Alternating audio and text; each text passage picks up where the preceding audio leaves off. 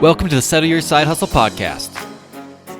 I started this podcast for one very simple reason, and that is to show you what it's like to actually start a business. Going from a side hustle business that I'm doing while working the 9 to 5 to being full-time in my business, living the life that I want, controlling my time, controlling my hours. And the number one problem that I had with every podcast I listen to on the market is that either A, they don't actually get down to the nitty-gritty. They're not transparent with you, telling you about their actual struggles. Or B, they've already made it, so there aren't struggles to share. And that's why I decided to start this podcast right here, right now, as I've just transitioned into full-time entrepreneurship, so I can actually share with you the struggles as I go through them, and you can learn from my experiences while you're growing your business alongside me.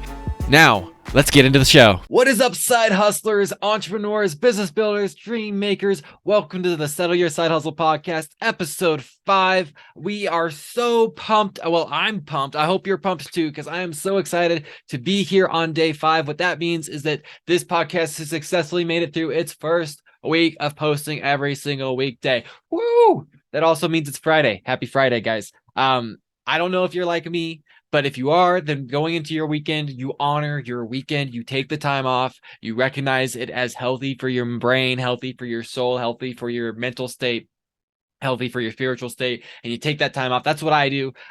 So tomorrow I will be actually still working, but different kind of work, because my wife and I bought a used car 3 days ago, and Saturday I will be repairing it. I'll be fixing it.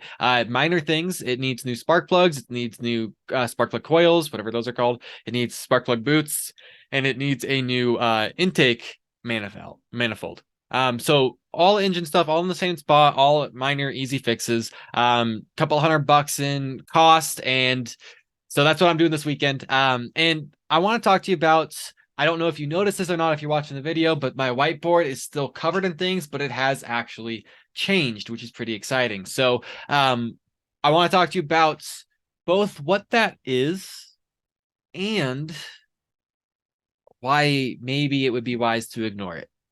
Crazy, I know, right? But let's get into this, because yesterday I had a conversation with a business associate of mine who just kind of recommended, and this is a recommendation I've gotten many times. I recommended going up market. So right now I really do focus on working with people who have just launched their business or haven't launched their business yet. I like being in that, what I always call the zero to launch space, or the go to market space. I like helping people start new things. And I like doing this for the little guy. I like doing this for people who have day jobs and they want to one day quit their day jobs. And that's what the Settle Your Side Hustle brand is all about. That's everything that we do. But I've had people many times tell me that I should consider having something that's more B2B oriented, because I have a skill set that's really valuable to B2B, and they'd be happy to pay well for what I do. And it would be a lot of the same things I teach my clients to do, just elevated, dialed in more. We can do more because they have teams dedicated to it, and then probably more done for you elements. But they'll pay a lot more for it. And so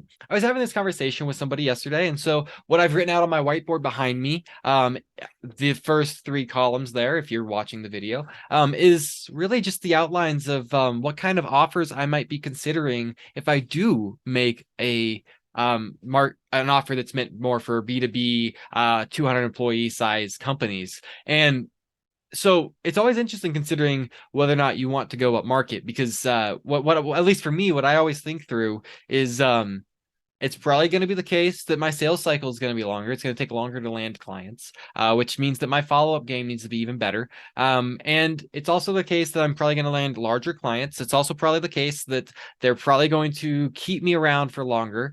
And it's also probably the case that they're going to not be as difficult of clients to work with. They'll just be easier going. That's what everybody always tells me about going up market. So I'm thinking all these things. But that is where I'm pausing, and I'm not taking action on this just yet. I'm going to take the weekend. I'm going to be praying about it. I've been talking to mentors about it, my wife about it, business connections about it. And I'm just mulling it over right now, because the concern is that this might be a shiny object.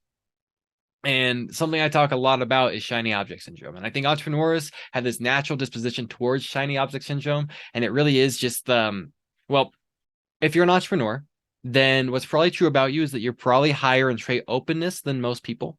Big 5 personality traits kind of tell us It's one of the things that we know best about psychology right now, big five personality traits, and they make the acronym OCEAN. And so there's openness, conscientiousness, extroversion, agreeableness, narcissism. And so those are the big five personality traits. And openness is kind of, as best we know, it might not be different than creativity. So if you rate high in openness, that's the best predictor of being an entrepreneur. It's also meaning that you're very creative. It's the best predictor for being an artist. It's the best predictor for being a musician. You like building new things.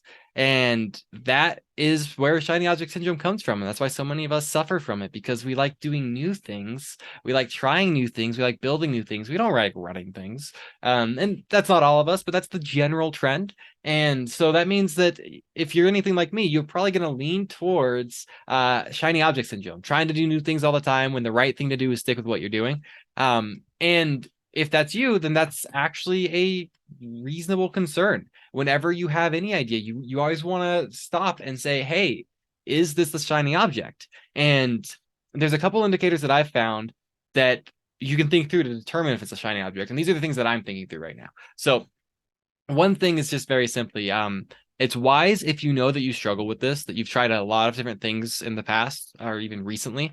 Then one thing that you should do is find a system that you can put in place so that you're not as likely to chase shiny objects when you should be focusing on what you're doing. And so one example is that I have a literal contract between myself, my wife, my business partner, one of my best friends, and basically it's this check and balance of what needs to happen for me to pursue something other than what I'm currently doing. And that's actually the place that makes this interesting, because I've decided that I'm still going through this process. I'm still consulting with all these people, and this isn't actually a new business idea. It's not a shiny object in the traditional sense that I'm used to, because it wouldn't mean that I'm changing anything about what I'm currently doing at all. It would just mean that I introduce a higher ticket offer for a higher ticket client. And that would just mean that I'm adding something to my overall value ladder in my current existing business. I would still keep the same business title. I'd still keep the brand, everything I'm doing on social media, on this podcast, all of that would stay the same. Nothing would change except one offer. But here's the other one. And here's the one that makes me the most suspicious on why I'm taking the time to think through this on whether or not this is a shiny object. And it's simply this. A good telltale sign that is a shiny object, in my experience so far in my business, is if one of the reasons it's appealing to you is because right now it seems like that'll be easier. I've learned in my business that there is no such thing as easy in business. There's no such thing as easy in business. And so if you're chasing something because you think it'll be easier, that's a huge red flag. Everything's complicated, everything's hard. There's things that are simple, the process is obvious, and there's things that we enjoy and that are worth doing, but easy is the wrong word. And so if you're searching for easy, that's a red flag. You shouldn't be pursuing something because you think it'll be easier. What you'll inevitably find out if you pursue that is that you just gave up something good for something else that might also be good, but it's nowhere near as easy as you thought it was going to be, because every business takes work. Every business is stressful. Every business is hard. At least that's been my experience so far. So kind of thinking through of should I actually bring this offer to market?